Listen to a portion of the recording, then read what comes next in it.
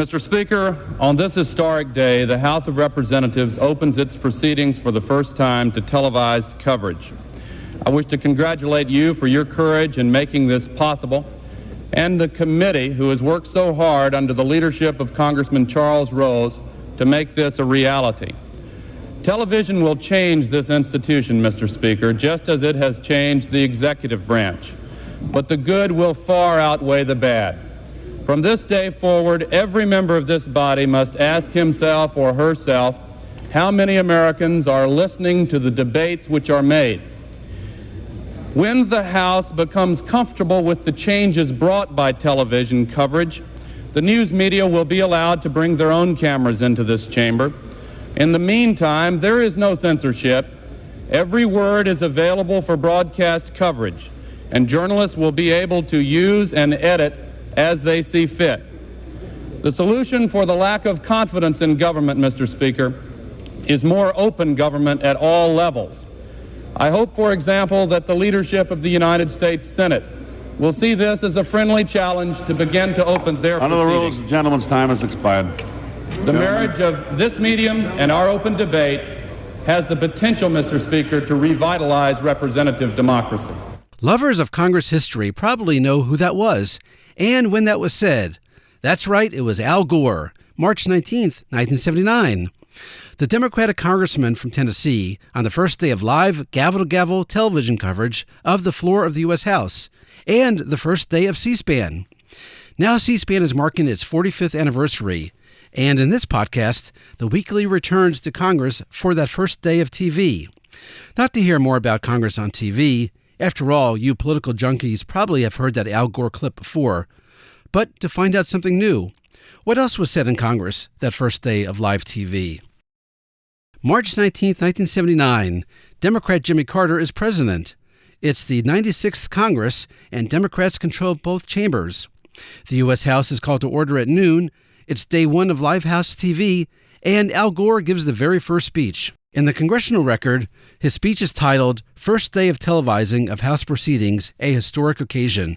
But, get this, despite the milestone, Al Gore was the only congressman who gave a speech on the floor that day about that historic occasion. There was one other passing mention from Dan Lundgren, a Republican from California, in a speech opposing the creation of a new House committee. It had the name Select Committee on Committees. Congressman Lundgren said, with the new television coverage that begins today, perhaps such obvious congressional empire building will be seen by some of the taxpayers back home. But that was it. All the mentions of new live TV. There were other things to talk about. So climb inside our podcast time machine and transport back 45 years to that first day to hear what else was on the minds of other members of Congress in 1979. Like Illinois Republican Henry Hyde. The Foreign Operations Subcommittee of the Appropriations Committee is withholding from public scrutiny an important report compiled by their investigative staff, which, if Jack Anderson is to be believed, is highly critical of some aspects of the international financial institutions, those repositories of billions of our citizens' tax dollars. I requested a copy of this report 4 times last week, but without success. As a longtime supporter of these programs and as ranking Republican on the Banking Subcommittee on International Development Institutions, I can't and I won't participate in subcommittee authorizing hearings scheduled this week until I receive and have studied an uncensored copy of this secret report. Those who posture as guardians of congressional ethics and morality in government, those who trembled with outrage at the excesses of Watergate, ought to resist rather than perpetuate a cover-up on such a vital issue. Congressman Hyde cited reporter Jack Anderson. Now here are 2 straight Republicans citing the Washington Post. First, you'll hear Robert Badham of California, immediately followed by Bill Frenzel of Minnesota. As most of my colleagues in this body know, the House Administration Committee is in the midst of hearings on H.R. 1, the taxpayer financing bill for House general elections beginning in 1980. In testimony before the committee last Thursday, FEC Commissioner Akins labeled H.R. 1 ambiguous and virtually impossible to administer. This morning, the Washington Post added to the commissioner's comments by renaming H.R. 1 the Politicians' Welfare Bill. The Post editorial clearly defines some of the major flaws inherent in H.R. 1. I quote briefly, "We repeat, in a Congress so touchy about fraud and waste and bureaucratic snarls, a bill that's so unmanageable would not have garnered so many supporters if it had benefited anyone else. Mrs. Aiken's testimony should send the champions of public financing back to the drawing boards. Some other form of public aid for needy candidates may be desirable. This plan is not." The Washington Post, in its lead editorial this morning, described the bill to force taxpayers to pay for congressional elections as a politician's welfare bill. The editorial stated, and I quote, "The drafters of H.R. 1 propose to dish out public aid to politicians willy-nilly, with few of the safeguards that Congress demands in connection with food stamps, student loans, or any other federal payments you might name." The editorial stressed the fact that prudent enforcement and auditing would involve more record-keeping, reporting, and federal inspecting than most politicians are willing to impose upon themselves. The article concluded by saying that the champions of public financing should go back to the drawing board. I can only improve on that by saying they should go back and stay there. Now here's Harold Volkmer, a Democrat from Missouri, talking about an issue we still talk about today, inflation. Mr. Speaker, as I look at the mail and listen to the comments of my constituents, their number one concern is inflation. One element of inflation is excess government spending, and the people frequently mention the fact that the federal government should take the initiative in cutting back waste. In order to reduce government spending, priorities must be established and hard decisions made. Programs must be reviewed to find the ones that are unproductive, duplicative, and unnecessary. President Carter has shown leadership in this area of eliminating low-priority government spending. The President's 1980 budget proposal, which we are in the process of reviewing, reflects the need to restrict our spending and set priorities. In my analysis, I find the President has set realistic and attainable goals. Other areas of reduction can be found, but I believe the President's proposed budget is a good place to begin. Although we may differ as to what spending programs need to be reduced or eliminated, the President should be commended for his action. The President has made some difficult, sometimes unpopular, choices in his budget. In many instances, he has taken courageous stands. His initiative requires Congress to now address the problem of excessive government spending. By working with the President, we can succeed in reducing excessive, unnecessary spending. Here's Representative Bob Carr, Democrat of Michigan. Mr. Speaker, today I'm introducing a bill to place a limit on outside earnings of members of both houses of Congress.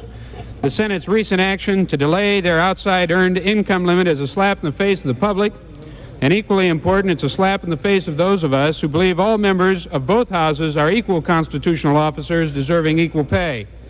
According to decent politics, the public has a right to expect that important decisions such as this will be made in the open after full debate.